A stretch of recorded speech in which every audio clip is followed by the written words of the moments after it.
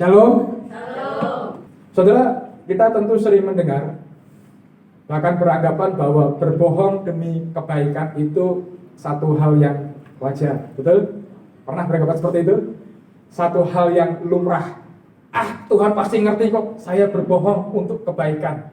Seringkali kita beranggapan bahwa berbohong demi satu kebaikan itu sesuatu yang lumrah, sesuatu yang wajar. Tuhan pasti ngerti kok Pak, seperti Zoro Pak, merampok dan kemudian hasil rampokannya dibagikan kepada orang-orang yang butuhkan. Betul saudara? Apakah itu diperbolehkan? Apakah itu sesuatu yang diizinkan? Nah, pagi hari ini saudara, kita akan melihat satu kebenaran yang tidak bersifat subjektif, tapi kebenaran yang bersifat objektif karena dilihat dari sudut pandang Alkitab. Kita orang percaya dari sudut pandang Alkitab. Supaya apa? Supaya kita tidak terjebak dengan apa yang tadi bisa katakan sesuatu yang lumrah, sesuatu yang wajar. Nah, untuk mempermudah pemahaman kita mengenai apakah berbohong demi kebaikan itu dosa atau tidak, salah atau benar, maka kita akan belajar melalui kisah seorang perempuan berdosa yang di dalam Alkitab kita kenal dengan nama Rahab. Pagi hari ini judul kebenaran firman Tuhan saya beri judul benar karena iman. Katakan bersama-sama dengan saya 2, 3. Benar karena iman. Rahab adalah seorang tokoh perempuan yang sangat istimewa. Kenapa istimewa, saudara? Karena nama Rahab muncul dalam daftar pahlawan iman dalam kitab Ibrani pasal 11. Kita sebut, saudara, ada yang namanya Habel, kemudian ada Henok. Ini 4 minggu yang lalu kita dengar khotbah ini di online. Henok, kemudian ada Nuh, ada Abraham, ada perempuan pertama yang disebut sebagai pahlawan iman dalam Alkitab, yaitu Sarah. Kemudian ada Ishak, ada Yakub, ada Yusuf, ada Musa, ada Gideon, kemudian ada Barak, ada Simson, ada Yefta, ada Daud, ada Samuel. Dan ada satu perempuan berdosa yang ditulis sebagai pahlawan iman, yaitu Rahab. Bayangin saudara, Yosua sendiri, panglima perang Israel pada waktu itu yang berhasil bawa Israel masuk ke tanah Kanaan, tidak disebutkan sebagai pahlawan iman dalam kitab Ibrani. Ini menarik saudara. Ibrani 11 ayat 31. Ini nama yang disebut sebagai pahlawan iman. Ibrani 11 ayat 31. Karena iman, maka Rahab perempuan sundal itu tidak turut binasa bersama-sama dengan orang-orang durhaka, karena ia telah menyambut pengintai-pengintai itu dengan baik. Bahkan kitab Yakobus mencatat hanya ada 2 pahlawan iman menurut Yakobus. Yang pertama itu Abraham, dan yang kedua itu Rahab. Yakobus 2 ayat 25.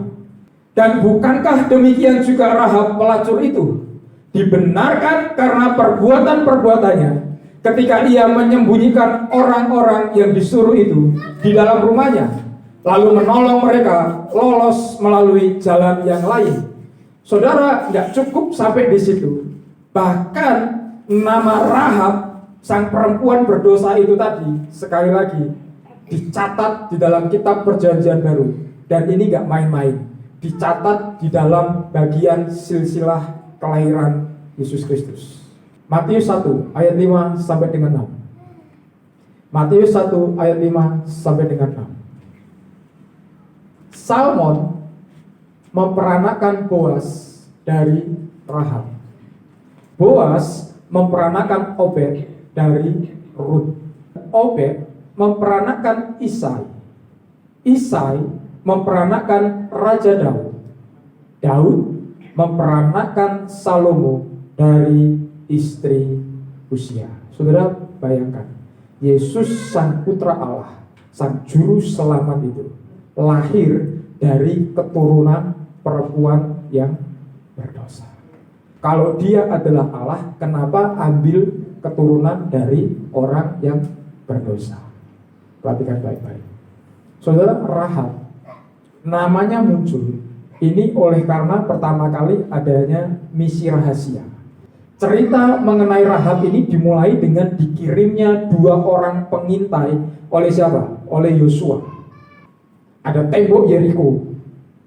Yosua memerintahkan 2 pengintai secara sembunyi-sembunyi untuk apa saudara? Untuk mengintai kota Yeriko, ibu kota Kanaan pada waktu itu.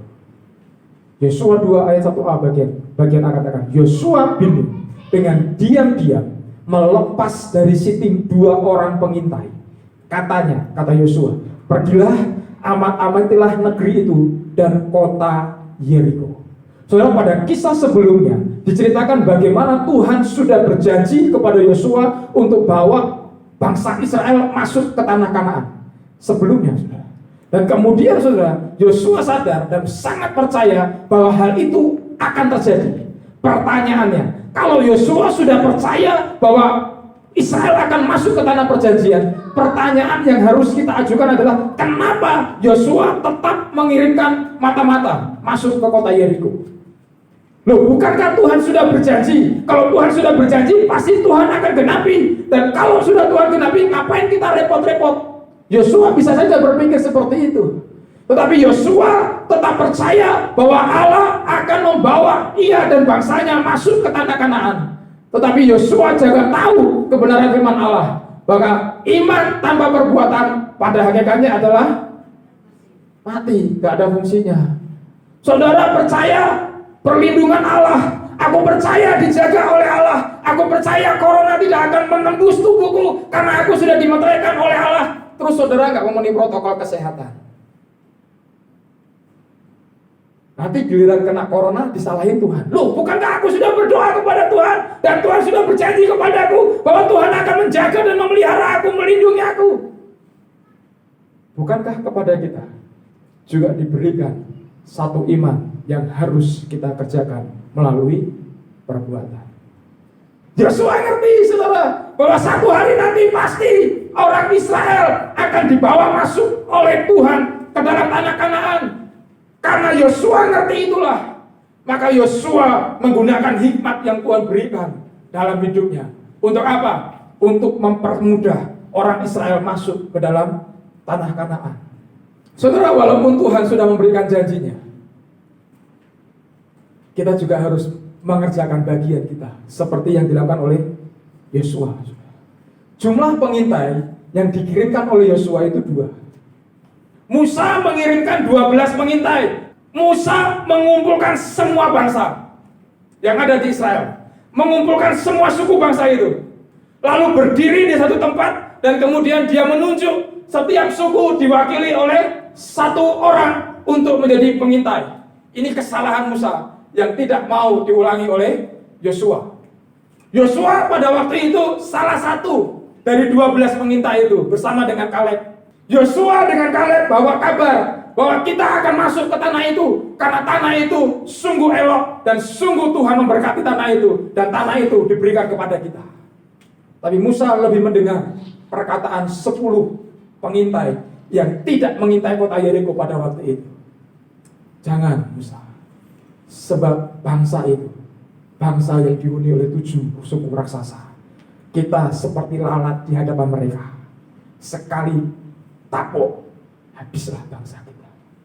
Dan kesalahan Musa pada waktu itu mendengar kesaksian dari 10 pengintai itu di hadapan seluruh bangsa Israel.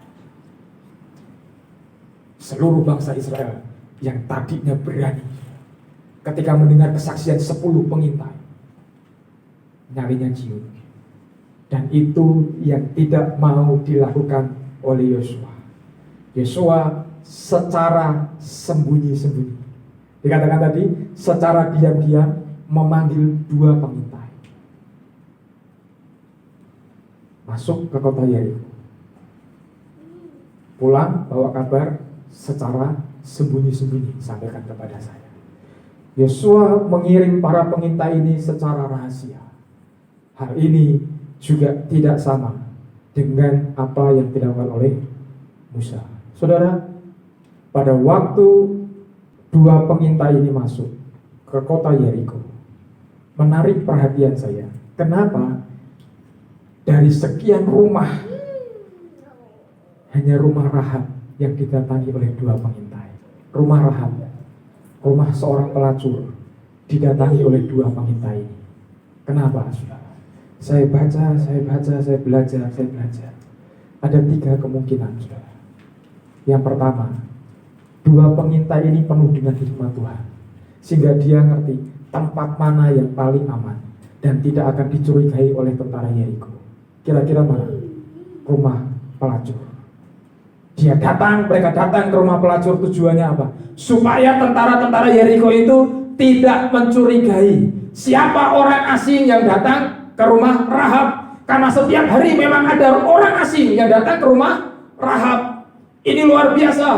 Lalu yang kedua, saudara, rumah Rahab dikatakan di dalam sejarah arkeologi Alkitab, itu rumahnya nempel dengan tembok Yeriko.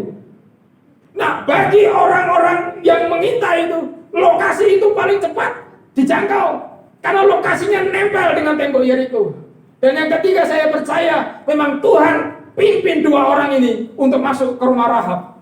Tetapi dari misi rahasia ini kita ketahui Rahab melakukan satu perbuatan yang sangat dicela oleh Tuhan, yaitu dia melakukan perbuatan yang menyimpang dari kebenaran firman Allah dan dianggap Rahab berdosa. Apa itu, saudara?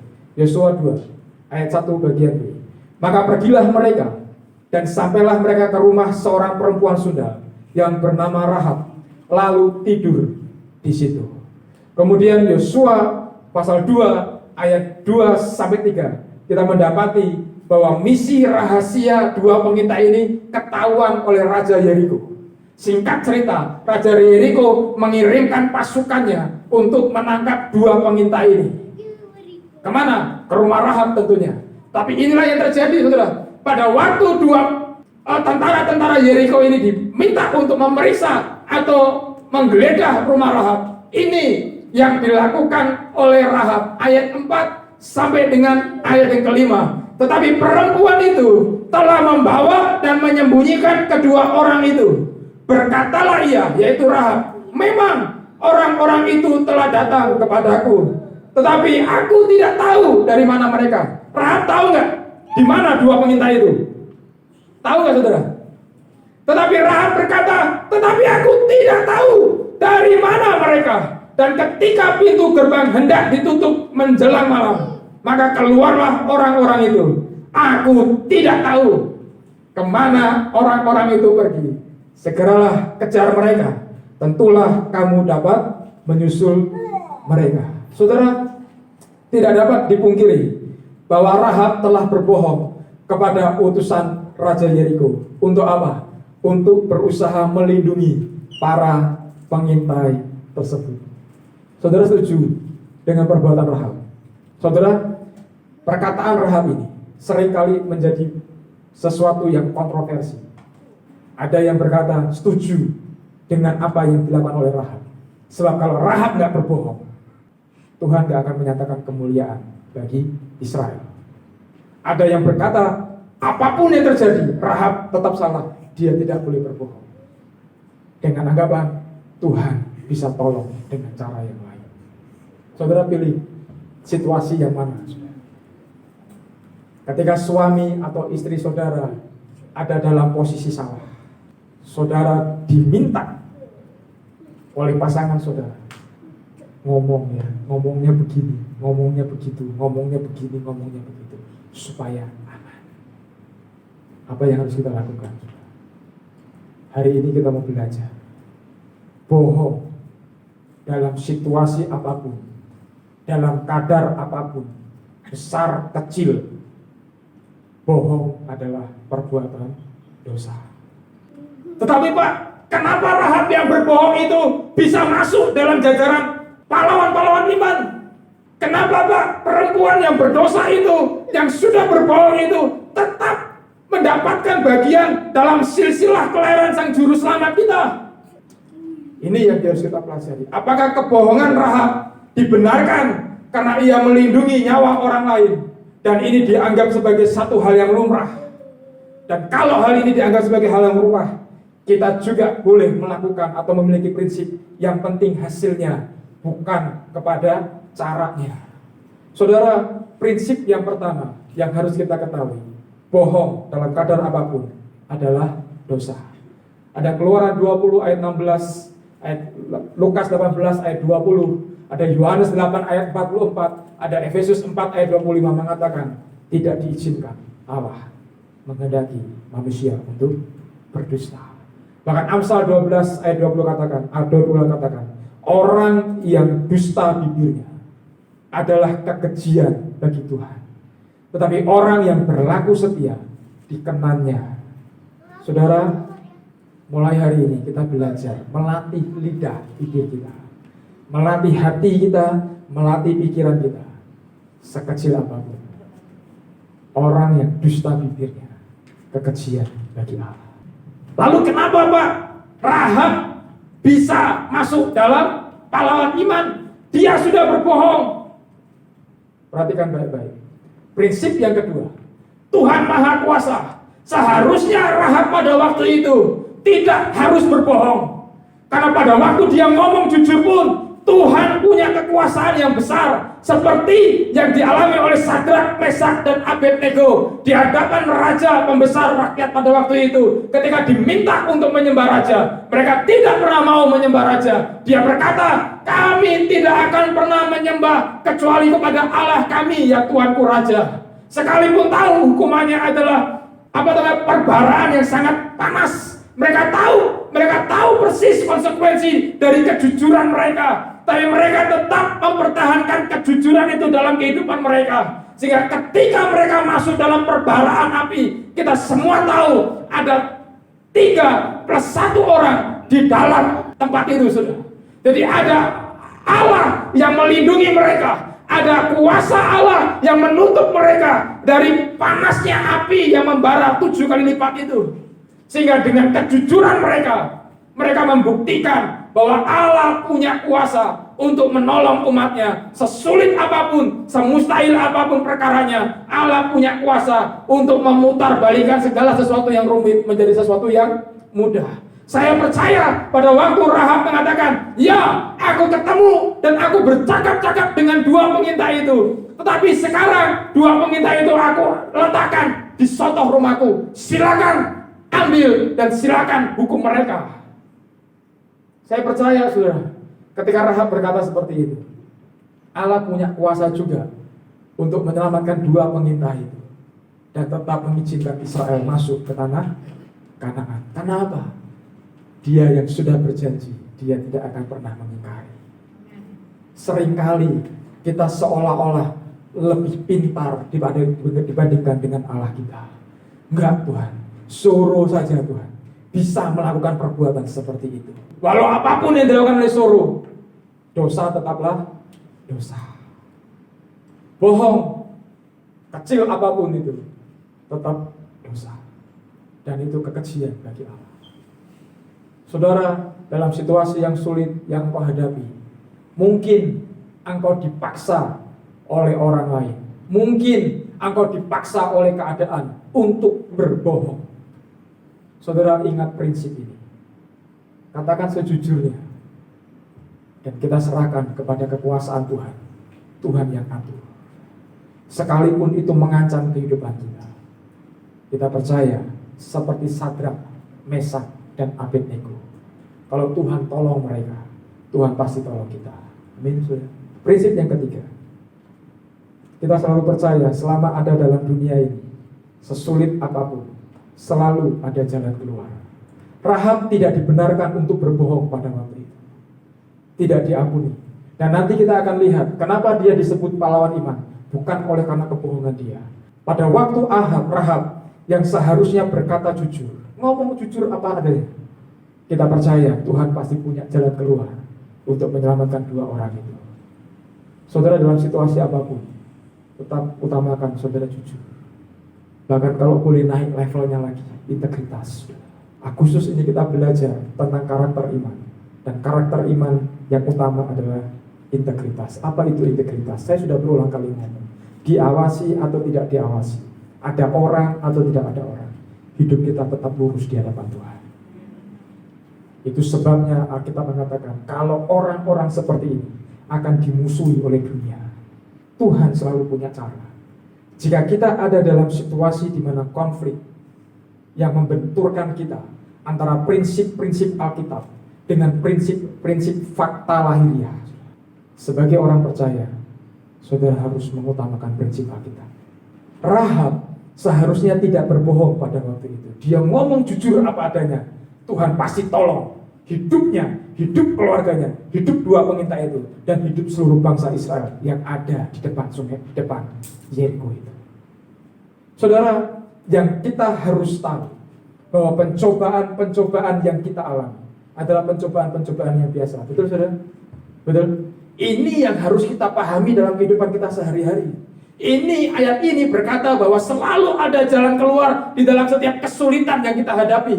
Selalu ada jalan keluar di dalam setiap kebuntuan yang kita alami, dalam setiap permasalahan kita, dalam setiap pergumulan kita, dalam setiap doa-doa kita. Ketika menghadapi situasi yang buntu, kita percaya bahwa selalu ada jalan keluar, bahwa setiap pencobaan-pencobaan yang kamu alami ialah pencobaan-pencobaan biasa yang tidak melebihi kekuatan manusia. Sebab Allah itu setia, dan karena itu Dia tidak akan membiarkan kamu dicobai melampaui kekuatanmu. Pada waktu kamu dicobai, Ia akan memberikan kepadamu jalan keluar sehingga kamu dapat menanggungnya. Saudara, COVID-19 membuat dunia berubah tatanan hidupnya. Betul, saudara? Yang dulunya mengabaikan protokol kesehatan, padahal dari dulu sebetulnya cuci tangan, kalau sakit pakai masker itu dari dulu. Sakit flu maksudnya, flu batuk itu pakai masker. Itu dari dulu. COVID-19 ketika masuk ke dalam dunia, semua dunia itu berubah. Semua orang harus mengalami penyesuaian, termasuk kita. Tapi mau saya katakan pada pagi hari ini, COVID-19 itu pencobaan biasa yang tidak akan melampaui kekuatan kita. Tuhan sudah kasih hikmat kepada kita melalui pemerintah kita. Utamakan protokol kesehatan. Ya kita lakukan itu. Sering cuci tangan menggunakan sabun. Ya kita harus lakukan seperti itu. Setiap apapun yang kita alami, saudara, tidak pernah melampaui kekuatan kita. Jadi jangan pernah cemas. Saudara khawatir, saudara takut terjangkit. Protokol kesehatan saudara harus utamakan. Berdoa jangan lupa juga. Percaya jangan lupa juga. Tapi kita juga tetap harus memperhatikan kehidupan kita dengan baik-baik. Tetap harus memperhatikan apa yang firman Tuhan katakan kepada kita baik-baik. Kita percaya bahwa Tuhan tidak akan pernah mencobai kita melampaui batas kemampuan kita. Amin, saudara. Saat ini yang engkau terkena imbas COVID-19 dalam pekerjaan, dalam penghasilan, saya mau katakan Tuhan bisa memberkati engkau dengan cara yang lain. Saya berkata kepada beberapa jemaat yang beberapa waktu lalu ketemu di awal-awal COVID-19 ketemu dengan saya. Saya ngomong yang punya lahan, silakan berkebun, tanaman jangka pendek, sayur misalnya. Mulai tanam. Ada beberapa jemaat yang sudah tanam, yang nggak punya background pertanian tiba-tiba bisa panen sayur. Apapun yang ada dalam tanganmu, kerjakan, Tuhan pasti buat berhasil. Sehingga di tengah-tengah wabah COVID-19, hidupmu tetap survive di hadapan Tuhan. Dan engkau membuktikan Tuhanmu bela engkau dengan cara beri hikmat kepada engkau. Dan engkau mau lakukan itu. Hidupmu harus jadi berkat. Di tengah-tengah COVID-19, gereja kita masih bisa beri makan, saudara. Gereja kita masih bisa beri sembako. Ada anak Tuhan kasih ke kami 2 juta. Buat apa? Bagi sembako, belanjain bagi sembako. Gak sepeser pun saya ambil. Karena apa? Saya lebih takut Tuhan. Integritas itu, saudara. Diawasi gak diawasi, dilihat gak dilihat, dilakukan dengan caranya Tuhan. Tuhan berkati kita. Saudara, Rahab dalam misi rahasia, dia melakukan kesalahan yang fatal. Tapi di endingnya, kita tahu iman Rahab yang luar biasa. Yang hari ini kita mau belajar. Iman Rahab ini dicatat oleh Alkitab bahwa Alkitab menghormati Rahab bukan karena kebohongannya, namun karena imannya. Dalam kitab Ibrani tadi kita baca, Rahab dihormati karena dia menerima para pengintai dengan baik. Bukan pada waktu dia berbohong, tapi pada waktu dia menerima pengintai itu dengan baik. Kemudian Yakobus mencatat bahwa Rahab dihormati karena perbuatannya menyembunyikan para pengintai. Ibrani menulis bahwa Rahab menerima pengintai itu dengan baik. Artinya memperhatikan keadaan pengintai itu. Dia jamin hidupnya.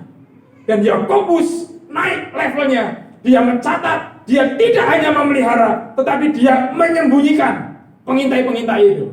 Ini yang dicatat oleh Alkitab sebagai langkah awal iman Rahab. Ingat baik-baik, Rahab ini bukan orang Yahudi. Rahab ini bukan orang Israel. Dia orang Yeriko. Jadi Rahab dihormati bukan karena kebohongannya, melainkan karena imannya.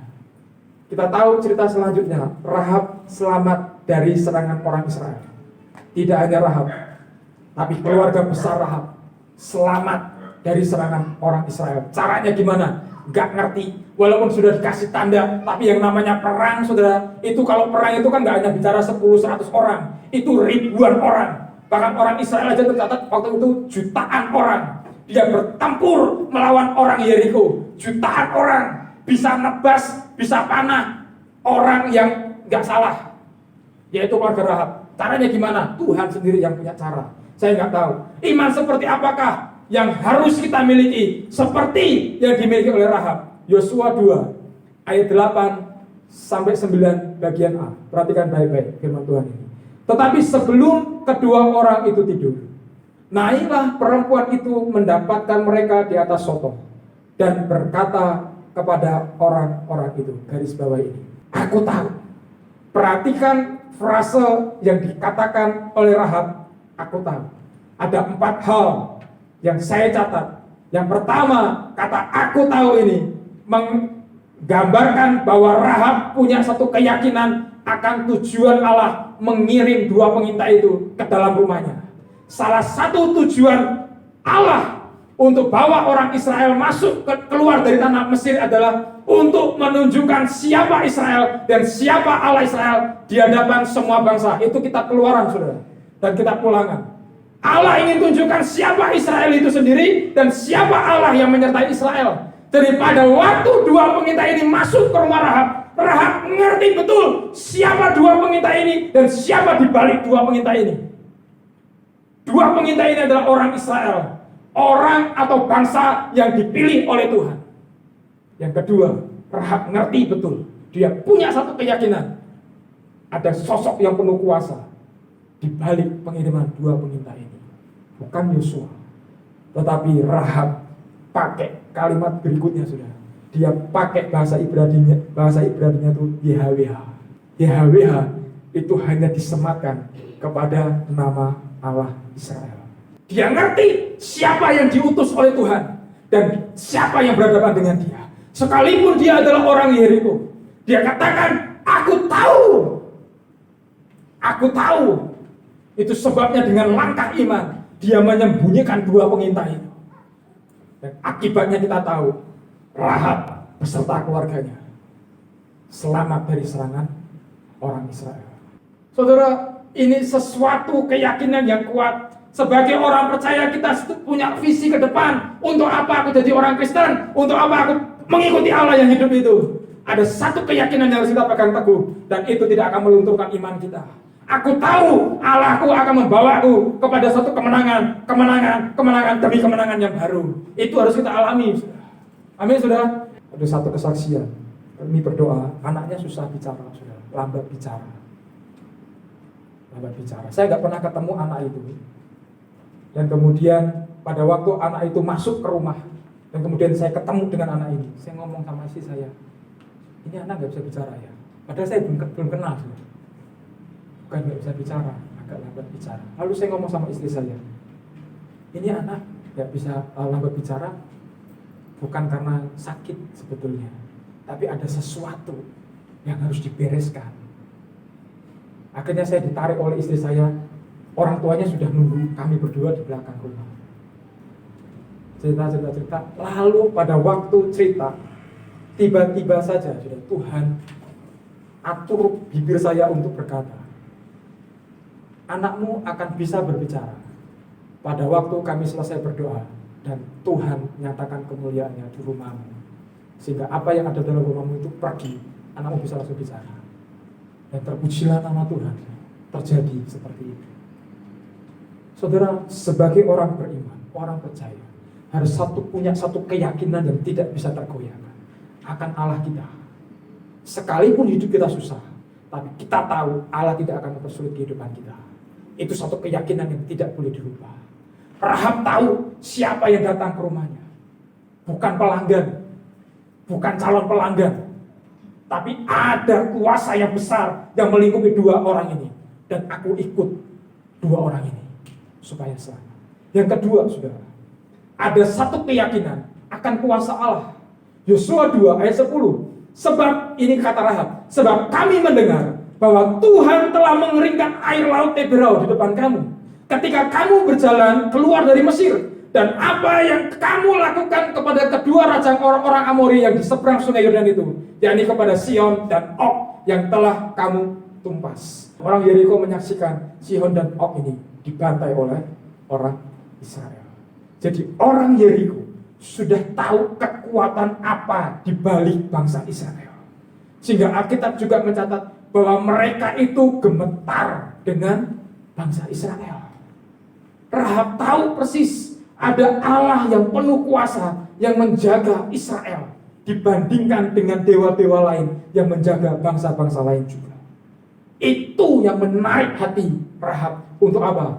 Untuk punya satu tindakan iman, menyelamatkan atau menyembunyikan dua pengintai itu. Sebagai orang percaya, kita harus punya satu keyakinan, Allah yang kita sembah adalah Allah yang penuh dengan kuasa. Yang terakhir, saudara, ada dua terakhir, ada keyakinan akan kedaulatan Allah. Ayat 11 bagian B, Rahab berkata, sebab Tuhan Allahmu ialah Allah di langit di atas dan di bumi di bawah. Punya kedaulatan. Rahab ngerti betul Allah Israel punya kedaulatan yang mengatur segala sesuatunya. Dia percayakan hidupnya kepada Allah yang demikian.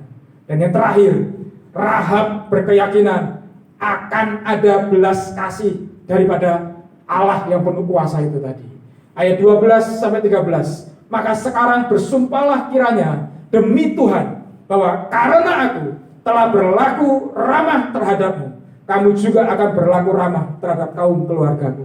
Dan berikanlah kepadaku suatu tanda yang dapat dipercaya bahwa kamu akan membiarkan hidup ayah dan ibuku, saudara-saudaraku yang laki-laki dan yang perempuan, dan semua orang-orang yang mereka, dan bahwa kamu akan menyelamatkan nyawa kami dari maut. Saudara percaya, kepercayaanmu, keyakinanmu kepada Allah akan menyelamatkan keluargamu.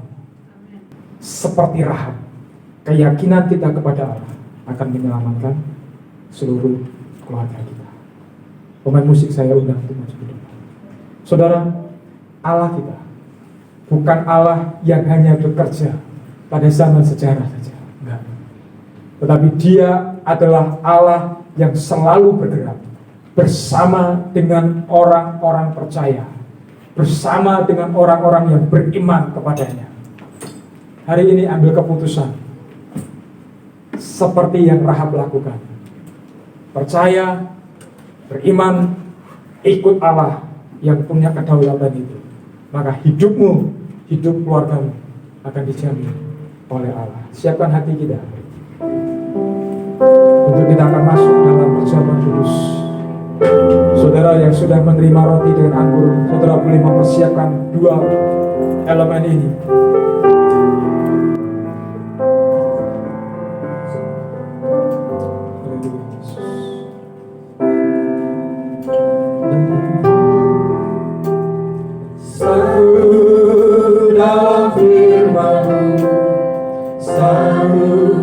Dalam kasih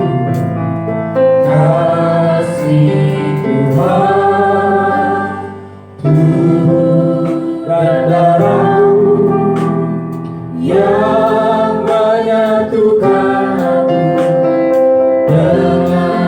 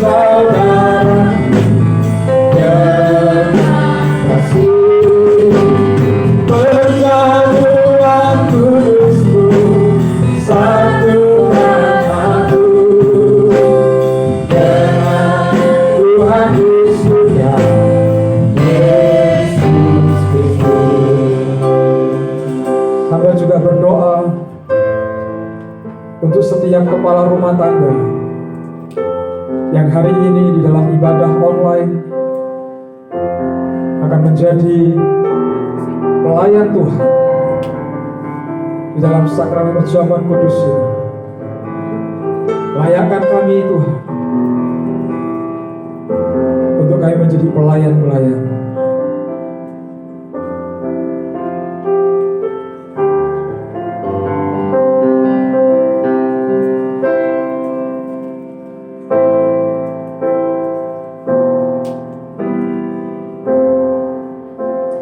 Saudaraku yang ada dalam gereja,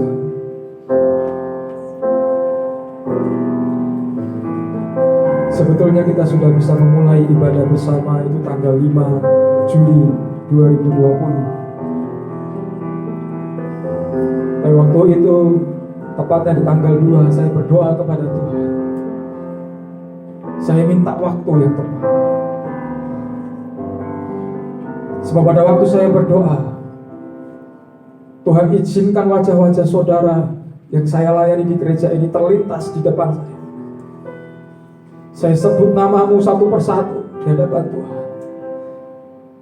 Saya berseru kepada Tuhan yang aku layani sembari panggil Engkau.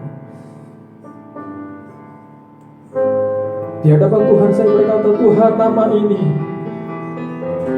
jangan sampai terjangkit virus COVID-19. Nama ini tidak terjangkit COVID-19. Tuhan, wajah ini tidak terkena virus COVID-19. Setelah satu persatu wajah itu terlintas, saya izinkan Tuhan berkata kepada saya. Dengan jelas Tuhan berkata, buka gerejamu tanggal 2 Agustus. Tanggal 2 Agustus, aku mau gerejamu dibuka lagi. Saudara, dengan kejujuran yang saya punya, ini satu pengalaman yang betul-betul saya alami. Karena tanggal 2 Agustus, Tuhan mau engkau siap juga untuk beribadah di gereja ini.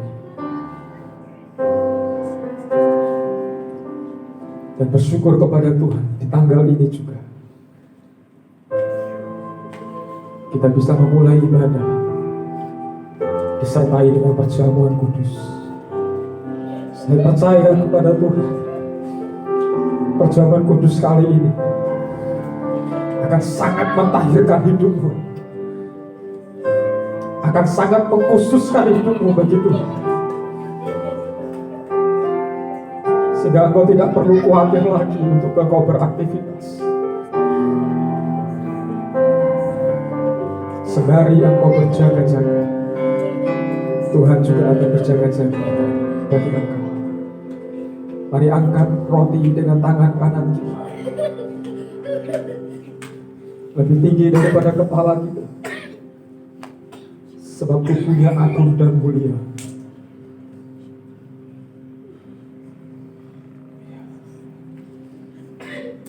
Sebab apa yang telah kuteruskan kepadamu telah aku terima dari Tuhan, yaitu bahwa Tuhan Yesus pada malam waktu ia diserang mengambil roti, dan sesudah itu ia mengucap syukur atasnya. Ia memecah-mecahkannya dan berkata, inilah tubuhku yang diserahkan bagi kamu, perbuatlah ini menjadi peringatan akan aku. Mari kita memakannya dalam nama Tuhan Yesus.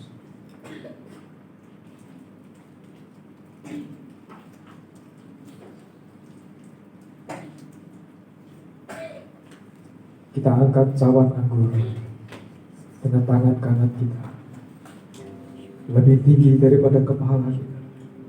Saudaranya suci yang mahal ini yang akan melepaskan kita dari jerat maut dan akan membawa kepada satu perkenanan yang abadi. Demikian juga ia mengambil cawan sesudah makan lalu berkata, cawan ini adalah perjanjian baru yang dimeteraikan oleh darahku. Perbuatlah ini setiap kali kamu meminumnya menjadi peringatan akan aku. Mari kita meminumnya dalam nama Tuhan Yesus.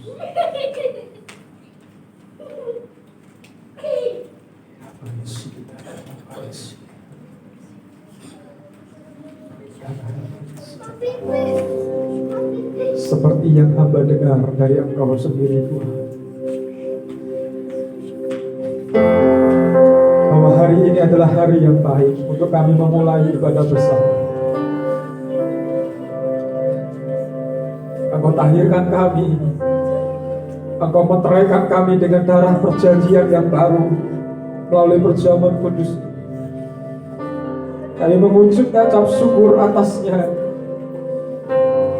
Kami mengucap syukur atasnya. Kami mengucap syukur atasnya.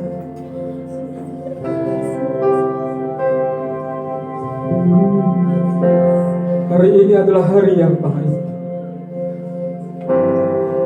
Hari ini adalah hari yang baik. Kami bawa bangsa kami kepada Engkau, Tuhan. Di mana bulan Agustus ini bangsa kami akan memulai uji klinis antivirus COVID-19 di kota Bandung. Tuhan berkati para relawan, Tuhan berkati para tim medis.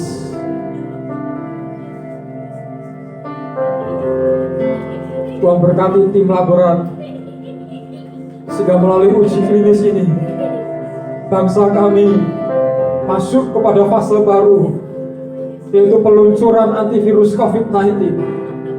Sehingga bangsa ini oleh karena perkenanan Tuhan, seperti Engkau menjaga Israel, Engkau jaga Indonesia, Engkau jaga bangsa ini Tuhan.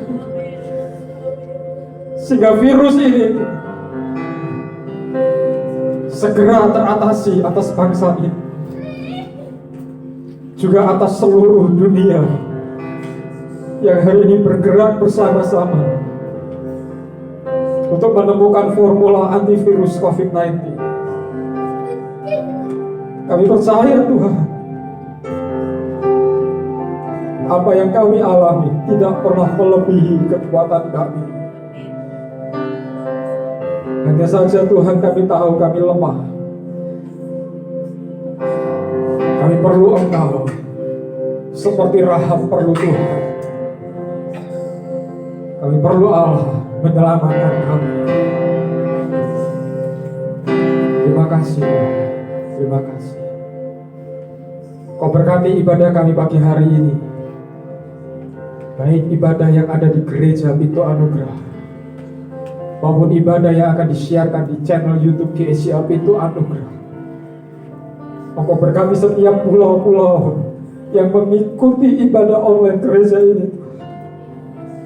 Sungguh kami punya banyak kelemahan, tapi kami percaya kalau mereka masih mendengar siaran ini, itu tidak terlepas oleh campur tangan Tuhan yang ajaib. Berkati kami semua, berkati channel YouTube GSCA Pintu Anugerah. Semua yang datang ibadah diberkati oleh Allah. Semua yang mengikuti ibadah diberkati oleh Allah. Kami akan terlepas dari bahaya penyakit sampar, dari bahaya penyakit menular yang datang kapanpun itu. Kami percaya kami punya Allah yang berdaulat berkuasa.